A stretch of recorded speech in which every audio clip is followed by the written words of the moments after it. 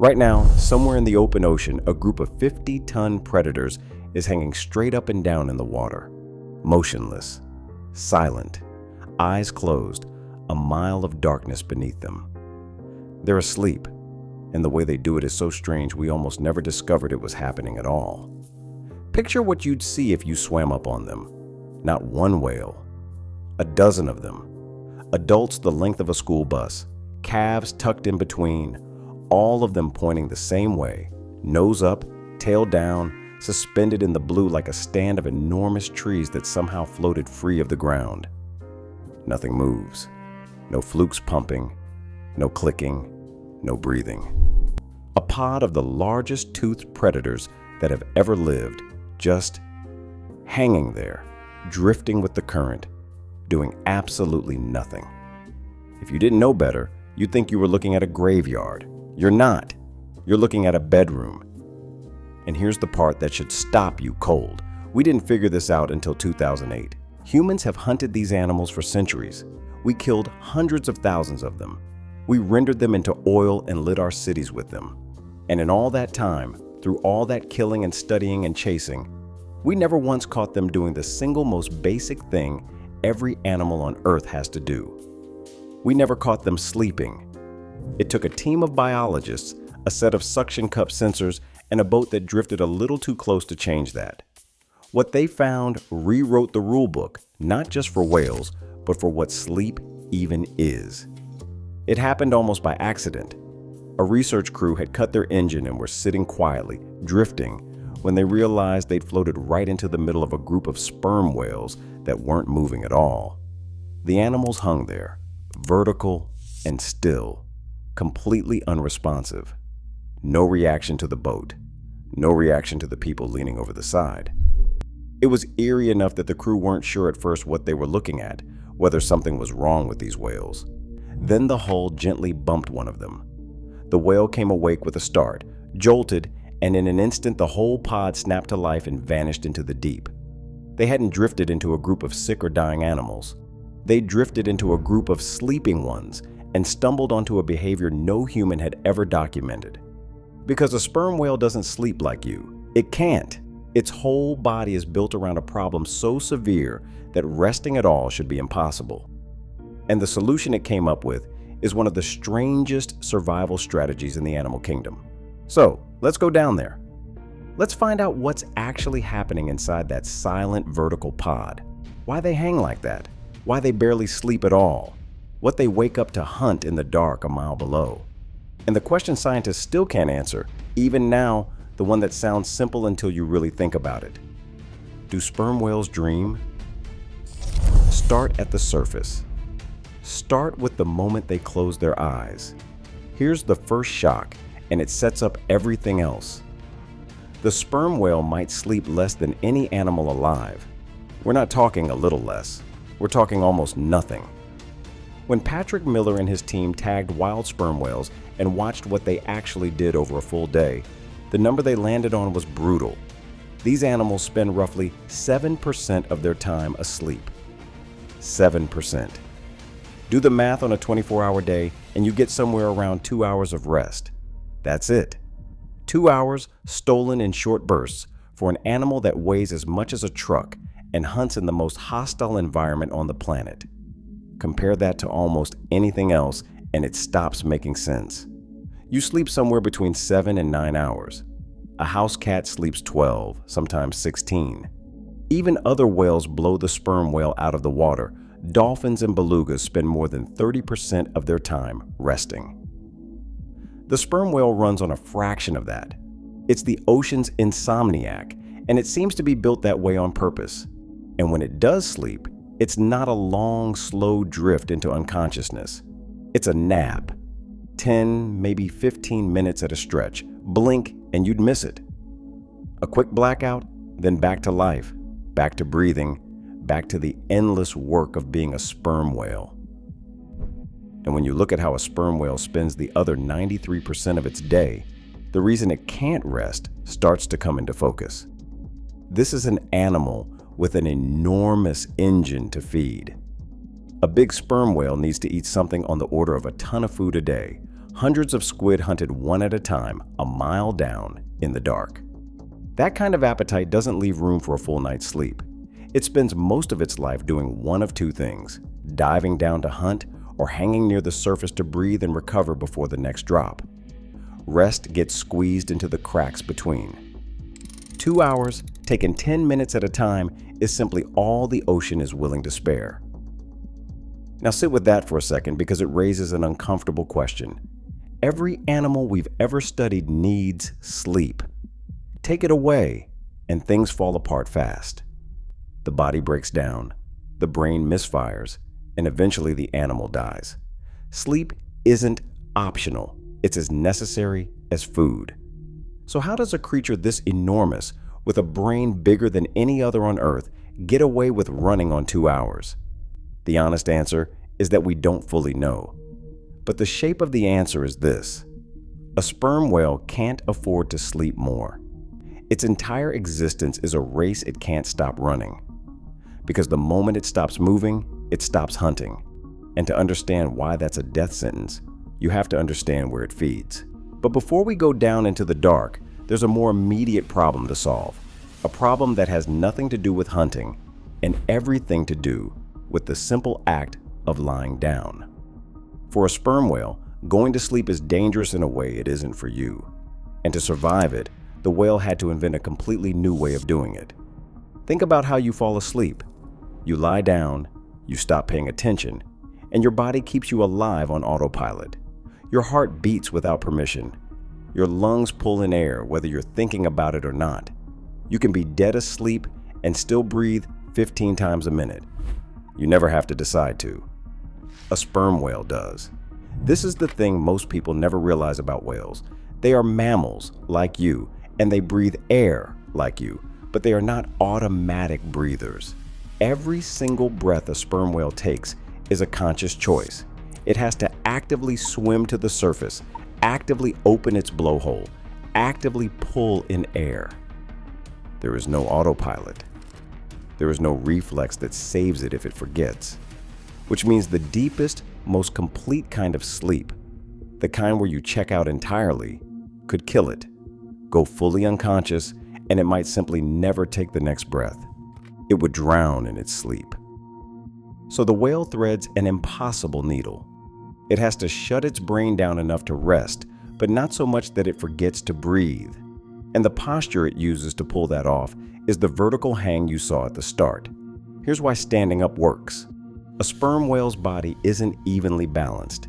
Its enormous head, which makes up about 1/3 of its entire length, is packed with a waxy, oil-filled structure called the spermaceti organ. Toward the tail, the body is denser, heavier muscle and bone. That imbalance means when the whale goes still, it naturally tips upright and floats there, nose angled toward the surface like a cork that decided to stand at attention. It costs almost no energy. And critically, it keeps the blowhole pointed up, close to air, so that if the whale needs to breathe, the surface is right there, barely a nudge away. They usually do this near the top of the water, in that thin band where it can slip up for a breath and sink back down into the nap without ever fully waking. Some hang perfectly vertical, some tilt, but the pattern is the same. A body that has learned to rest without ever completely letting go. And even this, the gentlest thing a sperm whale does all day, is a warm-up for something extreme. Because the same body that hangs so peacefully near the surface is capable of diving into a place that would crush you into paste. That waxy head, those collapsing lungs, every part of the whale that makes it sleep so strange is really an adaptation for the hunt. And the hunt is where this story gets dark. Let's follow one down. The nap ends. The whale takes one last breath at the surface, filling up, loading its blood and muscle with oxygen, and then it does something no land animal could survive. It turns its head toward the bottom, and it drops. Down past where the light starts to fade. Down past 300 feet, where the last of the warm blue gives way to cold gray. Down past 1,000 feet, where the gray becomes black, and then past that, into a darkness so total that the concept of seeing stops meaning anything at all. The whale keeps going. 2,000 feet. 3,000. On the deepest hunts, it can push toward a mile straight down and beyond. And the pressure down there is a nightmare. At the surface, you've got the normal weight of the atmosphere on you. 1,000 feet down, you'd already be crushed. At the depths where sperm whales feed, the pressure is over 100 times what you feel right now, the equivalent of stacking the weight of a small building on every square inch of your body. It would collapse your lungs, rupture your organs, and kill you in seconds. The sperm whale just deals with it. Before the dive, it empties its lungs, exhaling up to 90% of the air inside, the opposite of what you do. Air is a liability down there. It gets compressed and causes problems, so the whale gets rid of most of it. Its rib cage is built to fold inward and collapse safely under the crushing weight instead of shattering. Its heart slows to a crawl to conserve oxygen. Its body reroutes blood away from anything non-essential and funnels it to the brain and the heart, the only two organs that truly can't wait. And its muscles are loaded with so much oxygen-storing protein that they can keep working long after the last breath, which is how the whale stays down for as long as 90 minutes on a single lungful. Stop and picture the commute. Every meal this animal eats is at the bottom of a dive that would kill almost anything else, and it makes that trip again and again, all day, every day, for a lifetime that can stretch 70 years, down through the black, hunt in the cold and the crushing dark, then haul all the way back up to the light to breathe, and turn around and do it again. There's no easier option on the menu. The food it wants lives in the one place almost nothing else can follow, and so the whale built a body that could follow it there. But here's the thing.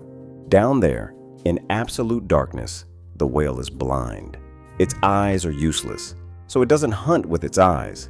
It hunts with sound. And this is where the sperm whale stops being impressive and starts being terrifying. The sperm whale is the loudest animal on Earth. Not the loudest whale. The loudest animal, full stop. Its clicks have been measured at around 230 decibels underwater, a number so far past anything in your experience that it's hard to translate. A single one of those clicks, if you somehow heard it in open air, would be louder than a jet engine at takeoff. And the whale doesn't just make noise. That giant waxy head is a machine built to weaponize it. The whale forces air through a set of structures in its skull, snaps them shut, and fires a click that ricochets through the spermaceti organ and out into the black, focused into a beam as narrow as a spotlight. It's sonar. The click travels out, hits something, and bounces back. And from that echo, the whale builds a picture of the dark, the size of a target, the distance, the direction, all painted in sound. It can find a meal in water where there is not one single photon of light. And some researchers think the clicks may do more than just locate prey. At full power, at close range, that wall of sound may be strong enough to stun the target, to rattle it, disorient it, freeze it in place long enough to be taken. So what is it hunting? The one animal that might be stranger than the whale itself. A mile down, in the black, the sperm whale goes to war with the giant squid and its bigger, nastier cousin, the colossal squid. These are not small. A colossal squid can stretch some 40 feet with its tentacles out. It has the largest eyes of any animal that has ever existed, each one the size of a dinner plate, evolved to gather the faintest ghost of light in a world that has almost none. And it does not go quietly. We know this because the whales wear the proof. Sperm whales surface with round, raking scars carved into their skin, sucker marks left by squid fighting for their lives, big enough to see from a boat. We find squid beaks, hard and indigestible, piled by the thousands in the whales' stomachs. Nobody has ever filmed one of these battles. It happens too deep, in the dark, where no camera has been. We only know it by the evidence, the scars, the beaks, and the silence. An entire war fought over and over in the dark beneath us that no human eye has ever seen. And here's a twist you'd never guess. The sperm whale barely uses its teeth to do any of this. It has up to 50 of them, cone-shaped and heavy, but only in its long, narrow lower jaw. The upper jaw usually has none that ever break through the gum. They don't even come in until the whale is a teenager. And a sperm whale can hunt perfectly well with its teeth worn flat or broken off because it mostly just swallows its prey whole. Some scientists think those teeth aren't really hunting tools at all. They may matter more for big males slugging it out with each other than for anything they ever eat. And now flip the whole thing around. Think about it from the squid side. Down there in the eternal night, the squid is a monster, huge, armed, watching with those enormous eyes. And then, out of the black above it, something even bigger comes falling. A warm-blooded thing that breathes air, that came down from a world of light and sky the squid will never see, firing sound like a weapon. To the giant squid, the monster of the deep isn't something that lives in the deep at all. It's something that comes down from above to hunt and then goes back up to sleep. Which brings us back to the sleep. Because now there's a real puzzle. If this animal is a mile-deep killing machine, the loudest thing in the ocean, armored against pressures that would crush a submarine, why does it sleep like that? Helpless, silent, motionless at the surface, out in the open, with a newborn calf pressed against its side? The answer is that even a monster has something to be afraid of. For all its size and power, the sperm whale is not the top of the ocean. There's one predator it truly has to fear, and it's not the squid. It's the orca, the killer whale. Orcas hunt in coordinated packs, and they are smart, fast, and relentless. A lone sperm whale, especially a young one, is exactly the kind of target they look for. And a sleeping sperm whale, hanging motionless and unaware near the surface, is about as vulnerable as it will ever be. So the whales did what social animals under threat almost always do. They stopped sleeping alone. That vertical pod you saw at the start isn't just a coincidence of a bunch of tired whales ending up in the same place. It's protection. They rest together, grouped up, so that the whole is safer than any one of them. And when a real threat closes in, when orcas actually attack, sperm whales form one of the most striking defensive shapes in the animal world. It's called the Marguerite Formation, and it looks like a flower. The whales gather in a tight circle, and they arrange themselves either with all their heads pointing inward and their powerful tails facing out, ready to slam anything that approaches, or when they're protecting the most vulnerable, they flip it, heads out and tails in, tucking the calves into the safe center of the ring where nothing can reach them. Because that's the other thing. Sperm whales are not loners built only for killing. They live in families, deeply, permanently, in tight matriarchal groups, mothers, daughters, aunts, grandmothers, and their young that stay together for life. The bonds run so deep that the whales babysit for each other. A mother has to dive a mile down to feed, and she cannot take her calf with her.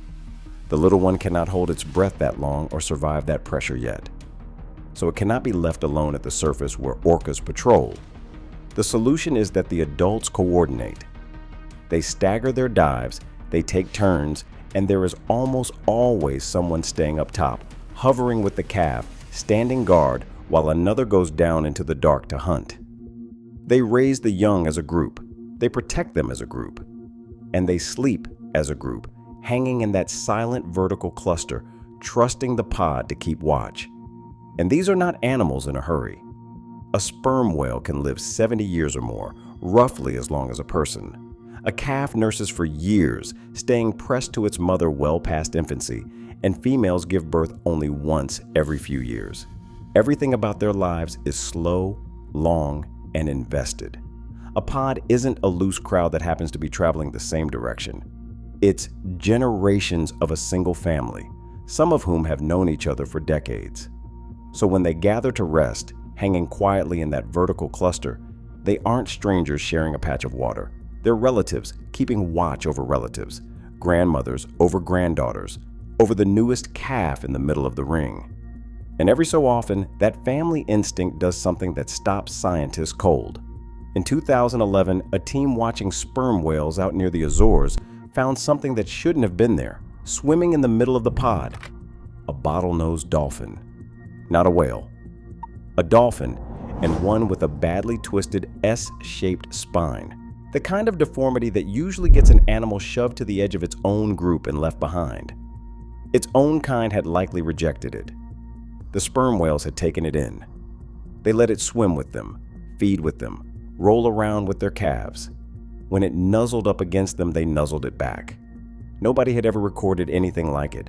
The deepest hunters in the ocean adopting a broken little dolphin for no reason anyone could point to except maybe that they wanted to.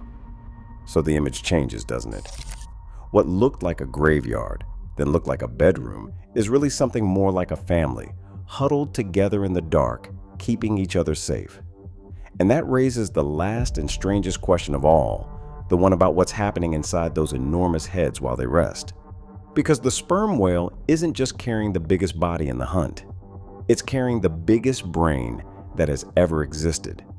And nobody is quite sure what it's doing with it while it sleeps. The sperm whale has the largest brain of any animal that has ever lived on this planet. Bigger than any dinosaurs. Bigger than any other creature swimming today. Around 8 kilograms of it. Close to 5 times the size of the brain sitting in your skull right now. And when Miller's team looked closely at how that colossal brain behaves during sleep, they found something that broke one of the oldest assumptions in whale science. For years, the rule for ocean-going mammals seemed settled.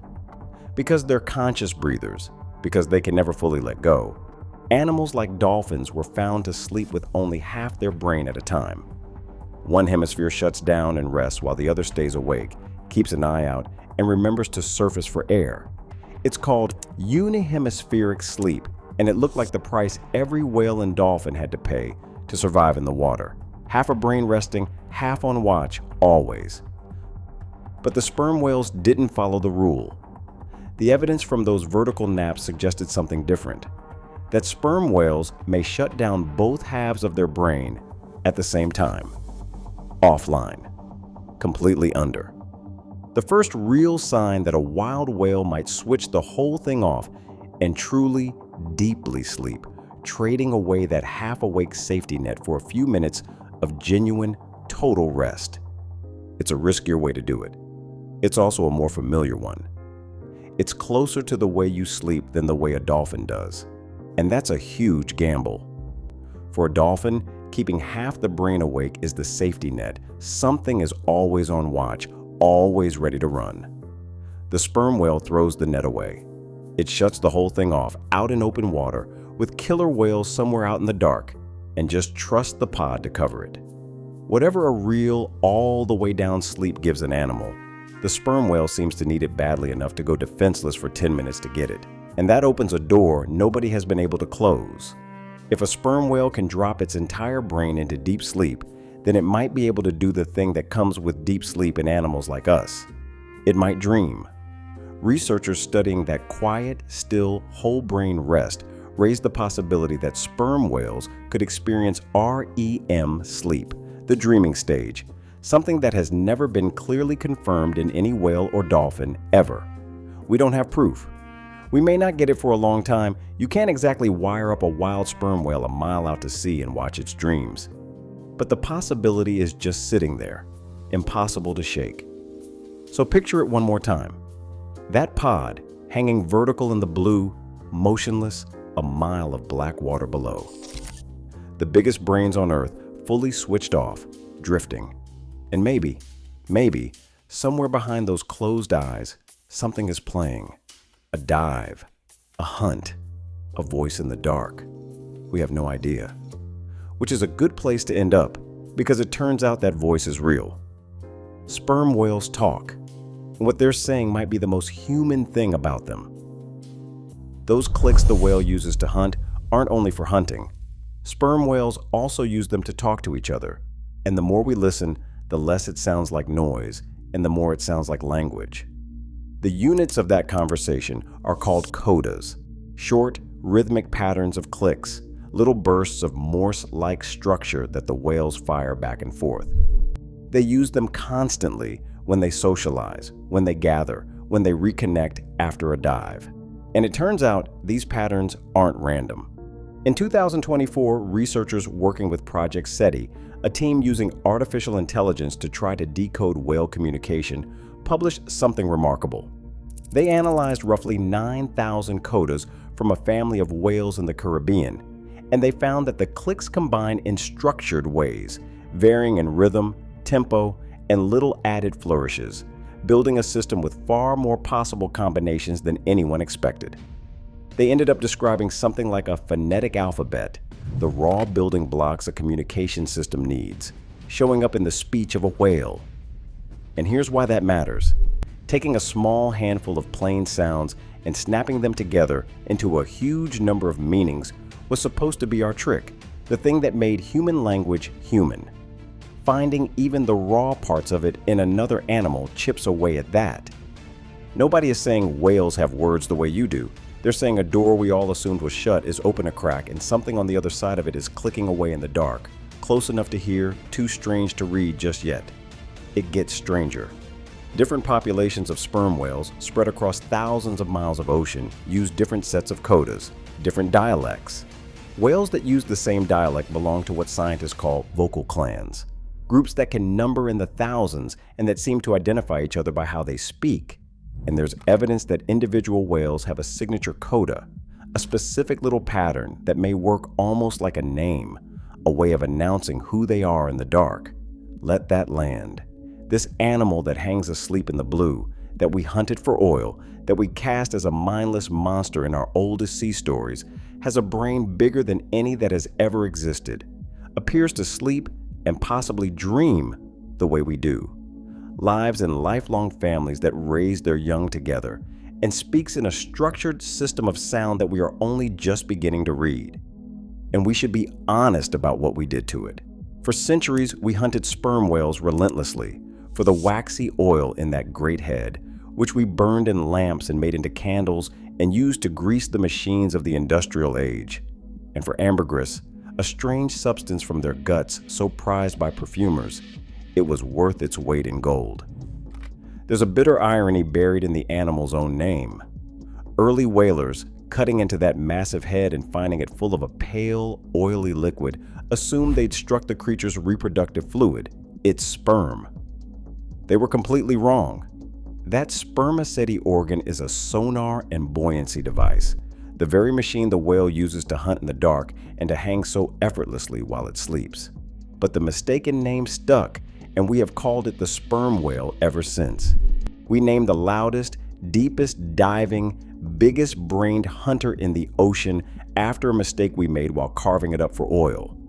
We killed them in staggering numbers. One of them, an 85-foot bull, famously turned on the whale ship Essex in 1820, ramming it head-on until it sank and leaving the crew adrift for months. A real event so shocking, it helped inspire Moby Dick. And there was a real white whale behind that novel, too. Back in the 1830s, whalers in the Pacific traded stories about an albino bull they called Mocha Dick, pale as wool, his hide bristling with old harpoons from every crew that had tried and failed to kill him, said to have come off the winner in something like 100 fights before he finally went down. Melville almost certainly read about him and folded him into the monster at the heart of his book. But the ramming of the Essex hints at something we're only now taking seriously. There's evidence that during the whaling era, sperm whales learned how they were being hunted and shared that knowledge across the pod, changing their behavior to escape, teaching each other to survive us. They were reading us while we insisted there was nothing there to do the reading. So come back up one last time to where we started. The pod is still there. A dozen giants hanging nose up in the blue, silent and still, a mile of darkness beneath them. 10 minutes of rest before they wake and drop back down into the black to hunt the monsters that live there. But you see it differently now. That isn't a graveyard, and it was never really a monster's lair. It's a family, asleep. Conscious breathers who had to invent a way to rest without drowning. The lightest sleepers on the planet, stealing 2 hours a day because the ocean won't give them more. The owners of the largest brains that have ever existed switched fully off maybe, just maybe, dreaming. Mothers with their calves tucked into the center of the ring, guarded by aunts and grandmothers taking turns to watch the dark. We shared the planet with these animals for our entire history. And we managed to hunt them nearly to oblivion before we ever caught them doing the simplest thing an animal can do. It took until 2008 for us to watch a sperm whale sleep.